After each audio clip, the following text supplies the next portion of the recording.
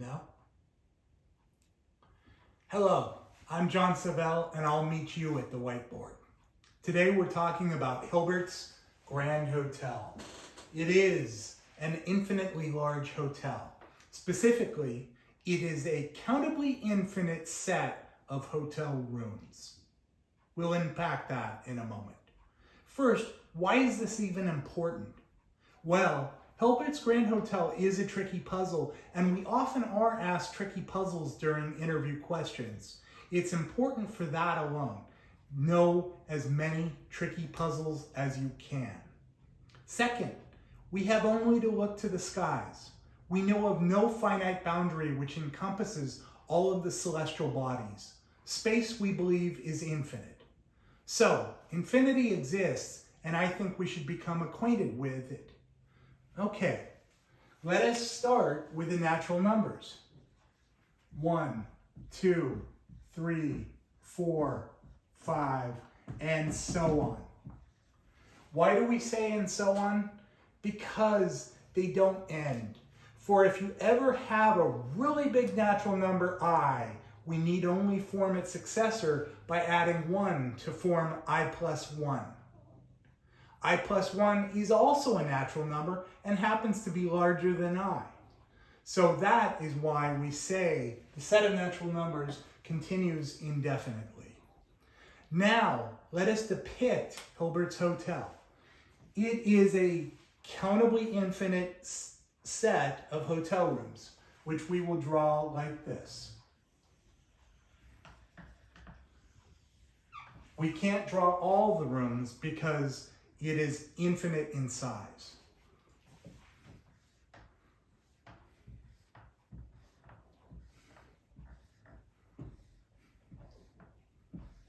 And so on. We said that Hilbert's Grand Hotel is countably infinite in size.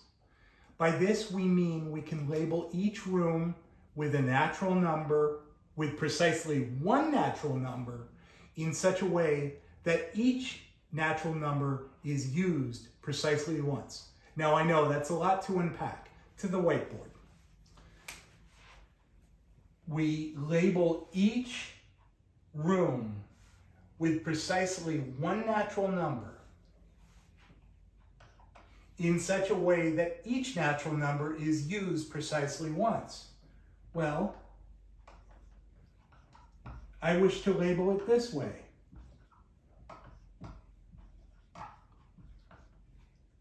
And so on. But isn't this just what we do when we count? I'm holding before you a hand with 5 fingers, and I know that there are 5 because 1, 2, 3, 4, 5. We label each object with precisely one natural number in such a way that each natural number is used precisely once. And that is what we've done here. We have counted the rooms and labeled the rooms appropriately. Now, suppose that Hilbert's Grand Hotel is full. That is, there's no vacancy. There is precisely one person in each room, which we will denote by circles inside of squares.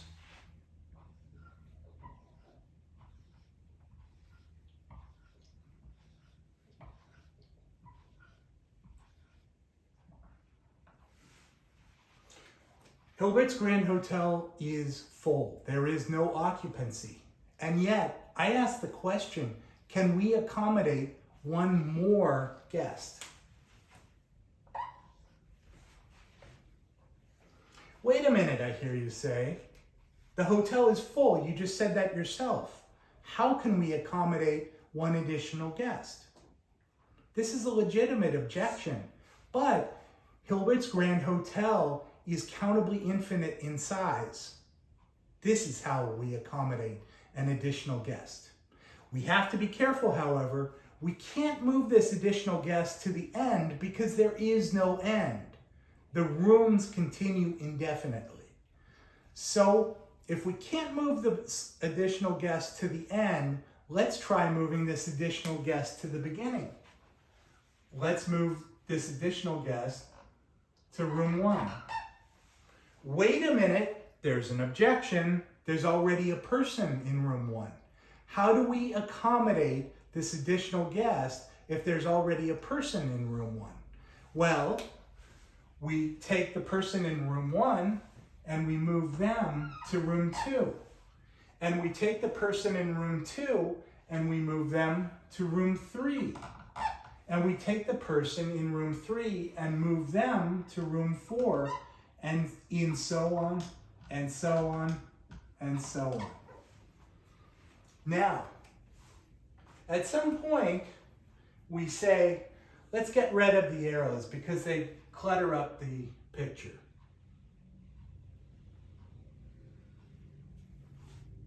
Let's draw a table instead. We take the person in room 1 and we move them to room 2. We take the person in room 2 and move them to room 3. In general, we take the person in room I and move them to room I plus 1. And that is the secret. Take the person in room I and move them to room I plus 1 for each I. Now, after having done this, we vacate room 1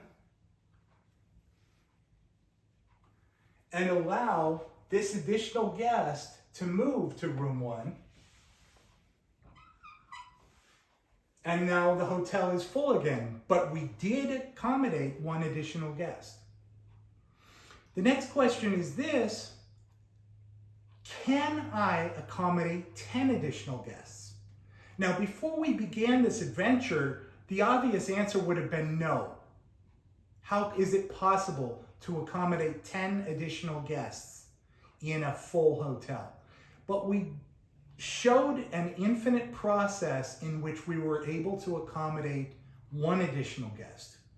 Couldn't we repeat these additional processes 10 times? Well, we can devise a better strategy.